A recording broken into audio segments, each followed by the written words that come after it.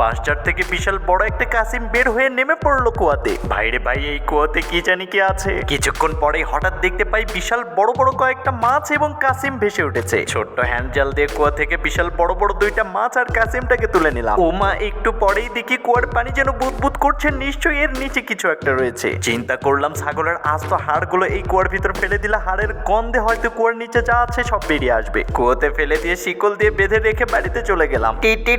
একটু পরে এসে দেখি সে আর কিসে যেন খেয়ে ফেলেছে। তাই তো আর দেরি না করে বাড়ি থেকে ছোট্ট একটা ওয়াটার পাম্প নিয়ে আসলাম, কারণ এই কুয়াতে আজব কিছু একটা রয়েছে, সেটা দেখতেই হবে। ওয়াটার পাম্পটা চালু করতেই কিছুক্ষণের ভিতরে শুকে গেলে এর ভিতরে এমন কিছু দেখতে পেলাম যা দেখলে তুমি অবাক হবে বন্ধু। তবে সেটা দেখার আগে আল্লাহ এই সুন্দর ছবিতে লাইক দিয়ে চ্যানেলটি সাবস্ক্রাইব করে দিয়ে বাবার জন্য কমেন্টে লাভ পাঠিয়ে দিয়ে কমেন্টে আল্লাহু আকবার লিখলে আমি কুয়া থেকে বিশাল বড় আজব একটা কিছু পাবো। আরে বন্ধুরা, তোমরা কমেন্ট করেছো বলে আমি কুয়া থেকে অনেকগুলো কচ্ছপ পেয়েছি। এই কচ্ছপগুলো বিক্রি করে অনেক টাকা পাওয়া যাবে। বলুন তো এখানে কয়টা কচ্ছপ আছে?